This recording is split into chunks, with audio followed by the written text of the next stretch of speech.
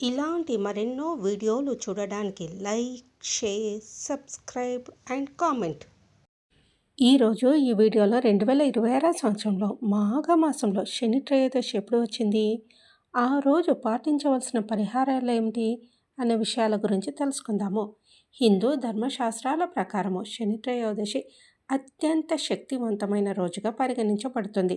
శనివారము మరియు త్రయోదశి తిథి కలిసిన రోజును శని త్రయోదశి లేదా శని ప్రదోషము అని పిలుస్తారు. నవగ్రహాల్లో శనిదేవుడు కర్మ ఫల ప్రదాత, మనం చేసే పనులకు తగిన ఫలితాలనిచ్చే న్యాయాధికారి ఆయన. శని త్రయోదశి నాడు శనిదేవుణ్ణి పూజించడం వలన ఆయన క్రూర దృష్టి తగ్గి అనుగ్రహం కలుగుతుందని భక్తుల నమ్మకం. ముఖ్యంగా ఏలినాటి శని, అష్టమ శని, అర్ధాష్టమ శని దోషాలు ఉన్నవారికి ఇది గొప్ప ఊరటనిచ్చే రోజు. పురాణాల ప్రకారము శనిదేవుడు శివుని పరమ భక్తుడు. శివుడే శనికి నవగ్రహాల్లో ఒక పదవిని, కర్మ ఫలాలనిచ్చే అధికారాన్ని ఇచ్చారు. త్రయోదశి తిథి శివునికి అత్యంత ప్రీతికరమైనది. ఈ రోజున శివుడిని మరియు శనిని కలిపి ఆరాధించడం వల్ల జాతకంలోని గ్రహదోషాలు తొలగిపోతాయి.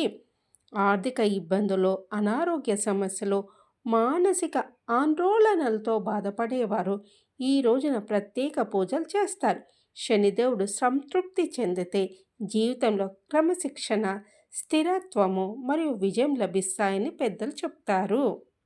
శని త్రయోదశి నాడు శని దోషాల తీవ్రతను తగ్గించుకోవడానికి మరియు గ్రహ అనుగ్రహం పొందడానికి పాటించవలసిన పరిహారాలు. శనిదేవునికి అత్యంత ప్రీతికరమైనది నువ్వుల నూనె. ఆలయానికి వెళ్ళి శని విగ్రహానికి మీ చేతులతో నువ్వుల నూనెతో అభిషేకం చేయాలి. అభిషేకం చేస్తున్నంతసేపు ఓం శం శనీశ్వరాయ నమః అనే మంత్రాన్ని జపించాలి.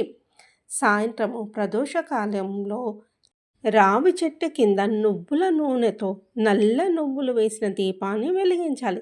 రావి చెట్టులో త్రిమూర్తులు ఉంటారు. అక్కడ దీపం వెలిగిస్తే శని బాధలు తప్పుతాయని పురాణాలు చెప్తున్నాయి. ఒక చిన్న నల్లని వస్త్రంలో కొన్ని నల్ల నువ్వులు, ఒక ఇనుప మేకు, ఒక రూపాయి బిళ్ళను ఉంచి మూట కట్టాలి. దానిని మీ తల చుట్టూ 3 సార్లు తిప్పుకొని దిష్టి తీసినట్లు చేసి శనిదేవుని ఆలయంలో సమర్పించాలి లేదా పారే నీటిలో వదలాలి. దీనిని నువ్వుల ముడుపు అంటారు. శనిదేవుని వాహనం కాకి. ఈ రోజున కాకులకు బెల్లం కలిపిన అన్నము లేదా వడలు పెట్టడం వల్ల పితృదోషాలు కూడా తొలగిపోతాయి. వీలైతే నల్లని కుక్కకు ఆహారము, రొట్టె లేదా బిస్కెట్లు తినిపించాలి. పేదవారికి లేదా కష్టపడి పనిచేసే కార్మికులకు నల్లని వస్త్రాలు, పాదరక్షలు లేదా గొడుగును దానం చేయాలి. రామాయణ కాలంలో హనుమంతుడు శనిదేవుణ్ణి రావణుని చెర నుండి రక్షించారు. అందుకే హనుమంతుడిని పూజించే వారిని శని బాధించని మాట ఇచ్చారు. శని త్రయోదశి నాడు హనుమాన్ చాలీసా లేదా సుందరకాండ పఠించడం వల్ల శని ప్రభావం తక్షణమే తగ్గుతుంది. ఒక గిన్నెలో నువ్వుల నూనె తీసుకొని అందులో మీ ముఖం చూసుకోవాలి. ఆ తర్వాత ఆ నూనెను దానం చేయాలి. దీనివల్ల మనలోని ప్రతికూల శక్తి తొలగిపోతుందని నమ్మకము.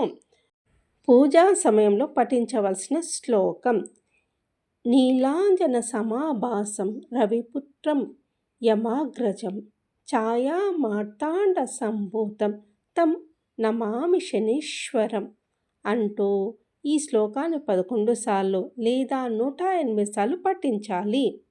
2026 సంవత్సరంలో మాఘమాసంలో త్రయోదశి తిథి ప్రారంభము 31వ తేదీ జనవరి 2026 శనివారం మధ్యాహ్నము 3:02 ప్రారంభమై 1వ తేదీ ఫిబ్రవరి 2026 ఆదివారం మధ్యాహ్నము 1:13 వరకు త్రయోదశి తిథి ముగుస్తుంది.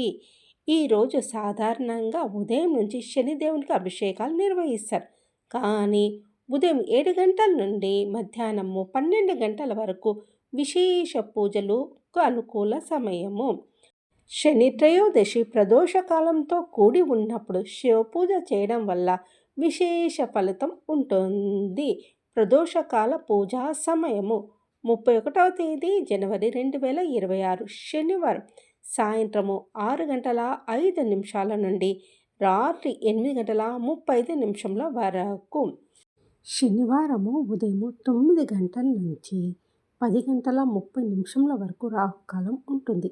ఈ సమయంలో కొత్త పనులు లేదా శుభకార్యాలు ప్రారంభించకపోవడం మంచిది.